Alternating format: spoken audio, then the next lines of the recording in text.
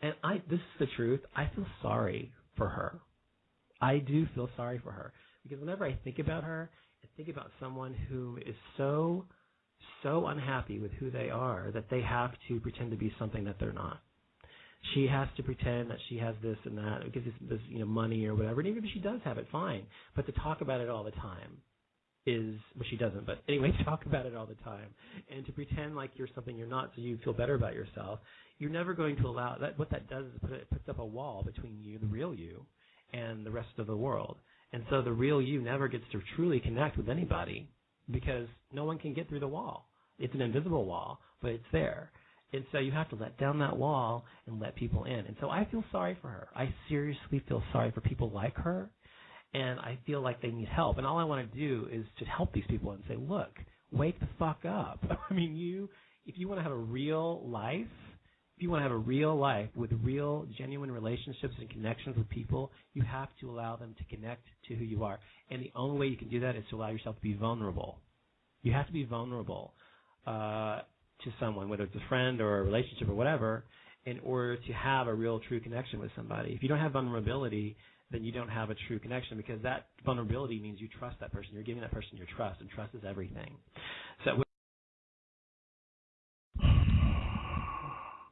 Okay, so that was a little bit about what happened with that. But so, as you see, there's a great deal of drama on BTR.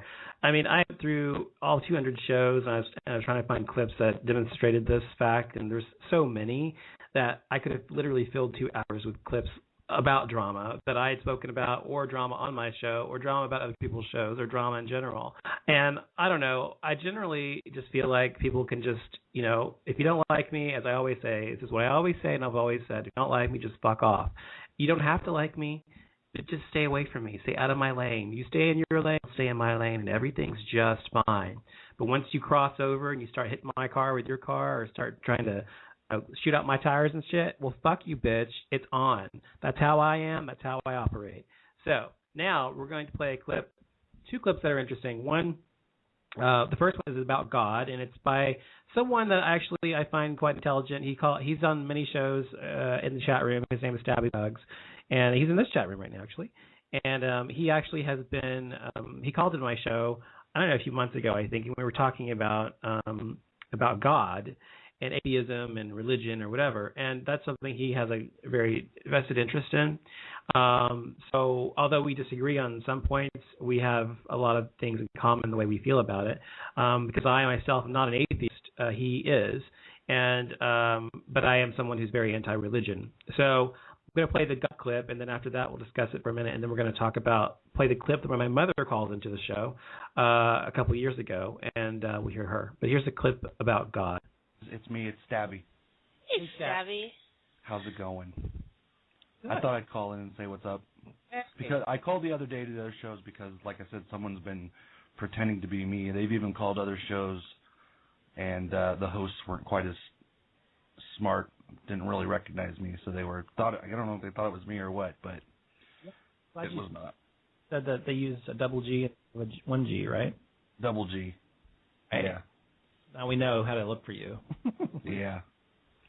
Oh, at the end of the name. Really gross stuff, yeah. But if you okay. What?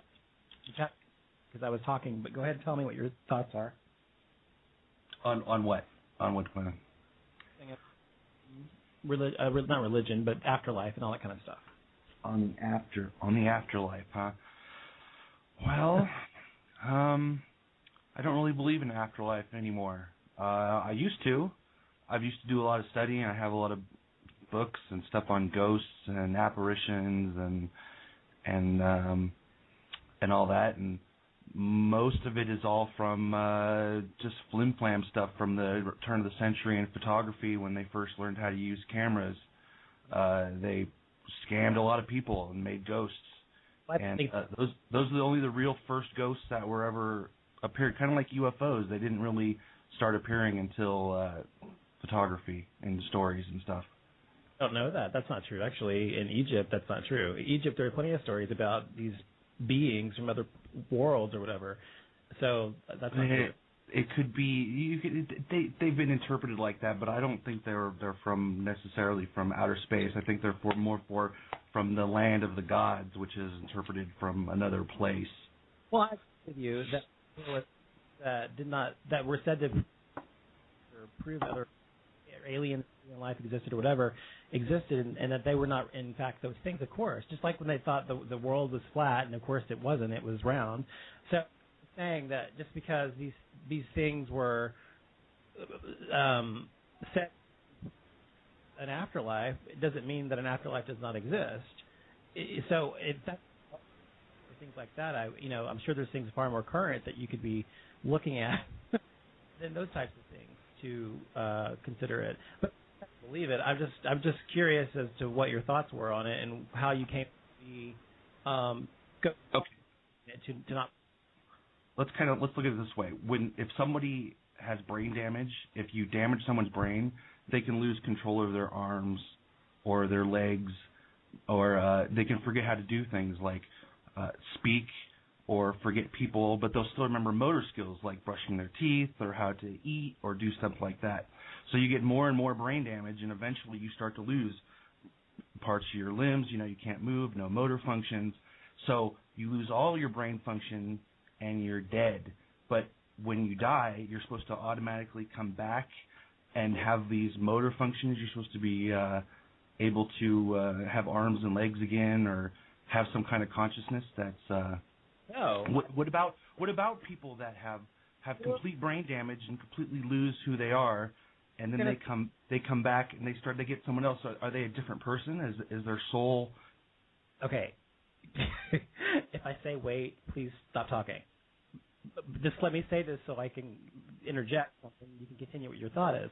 I just want to say that I don't think anybody believes that when you die that you continue to have your limbs and your body. It's not about having a body. That's the whole point. You no longer have a body or the ability to do the things that you had in this world. It's not about having a body. It's about spirit. So it's a completely different existence than what we have here. So to think that we still have motor function, et cetera, as you're putting it, no, I don't believe we do, because we no longer are inhabiting our bodies, and that's how I think of it.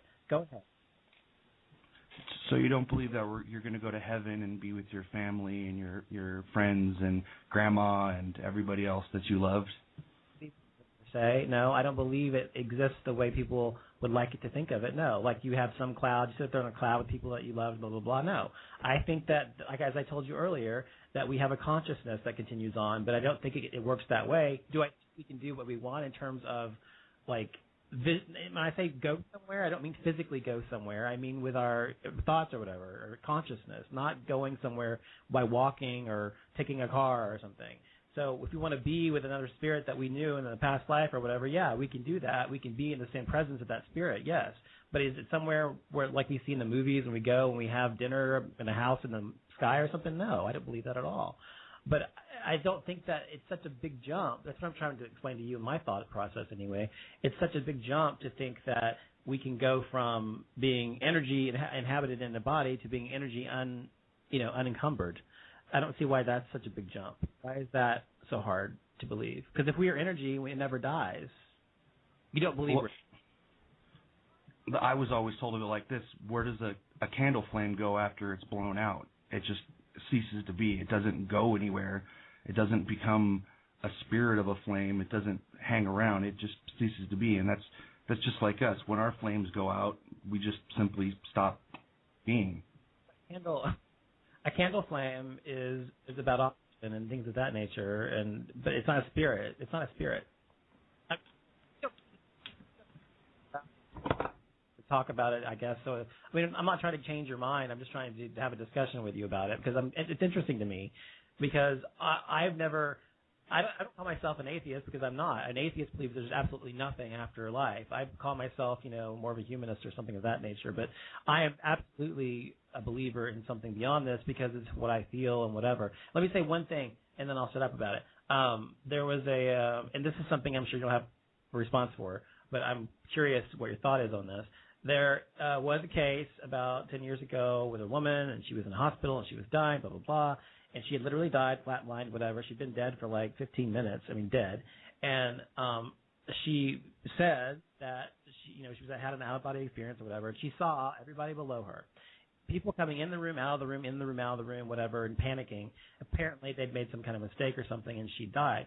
Anyway, they eventually did bring her back like 10 minutes later, whatever it was, and they brought her back to life. She woke up. When she woke up, she started saying, "You made a mistake. You did this. You did this. You did this. You did this." There was a guy with a red coat who came in here and was talking to you, whom she'd never seen before, and she described all these things that she had seen that happened when she was dead, and not things she could have seen from being lying on the bed, things that she saw from above herself, and they could not explain it. And she was going to sue the hospital because they had admitted when she was dead that they had made a certain mistake, and she had proof because she knew what had happened. So she did do that, and she ended up winning the case because she was able to prove that they had made this mistake, which is what led to her death, brief death. So things like that, that's not the only case, but how do you explain that? Well, she could have perceived that she had an out-of-body experience, but she could have still auditorily picked up what was going on. From what I've heard, the main thing, I wouldn't say a lot, but from what I've heard, they put stuff on top of shelves, like phrases or clocks or whatever that have tones, and all they have to do is come back and say no one can ever give a straight answer on certain things. It's all kind of vague and nebulous about what they've seen and who they've seen. I mean, I'm not saying it couldn't really happen, but brains are really easy to fool. They're really easy to get messed up, and I mean, you never know what people are actually, what's going on. I mean, you can't trust your brain. Okay, how could you have explained the guy whom she'd never met before, whom came in the room when she was out? She had to see him she had to have seen him to have known what he was wearing and his name and what they were saying and how she died. And she's not a physician herself. She knew all of these details right when she came out. Not like she waited like a month and looked it up. Right when she came out, she was rambling these things off to the nurses in the room and the doctors. So how could she have explained everything that had just happened to her? Yeah, I don't know the details of the story, but if she could prove it, there's the James Randi Educational Foundation has $1 million challenge for anybody who can prove any kind of paranormal ability, psychic ability of any kind. They've had it up since the 70s.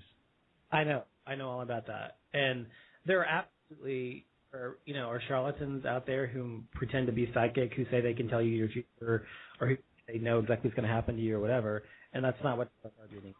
Well, look at Sylvia Brown. She's one of the most world famous ones, and she told that lady's parents that their kid was dead, and they wound up finding him alive after years later.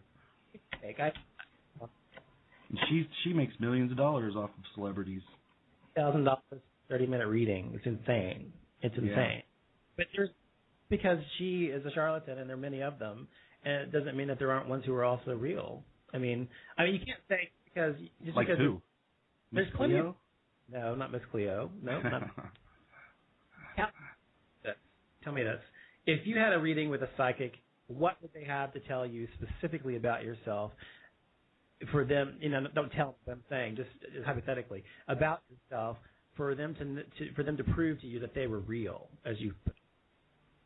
Like actual names of people that I know, or family members, or know exact dates of when people died. Not that I have an uncle who's passed away, or I'm suffering from. I'm having sorrow in my life. I'm having financial problems. Well, yeah, everybody is. Everybody does. You can't just say, oh, this is you're coming onto some good things in your life, or you're having some bad things in your life. That happens to everybody. So when I was 19, I had a psychic reading with a psychic, and her name was Carrie, and she had never met me before. This is before the internet was huge or anything. She couldn't look me up. Not that I'm famous or anything, which I'm not obviously, but I'm just saying she couldn't look me up. All she my first name. And she told me specific names. She did tell me those kinds of things. She didn't tell me vague. That's how you can tell if someone's fake or not, because if they're telling you, we have an uncle or an older fatherly figure or an elderly motherly figure, whatever. I mean, probably truth. But there are things about myself, including the things I mentioned. And not only those things, my race background, my family background,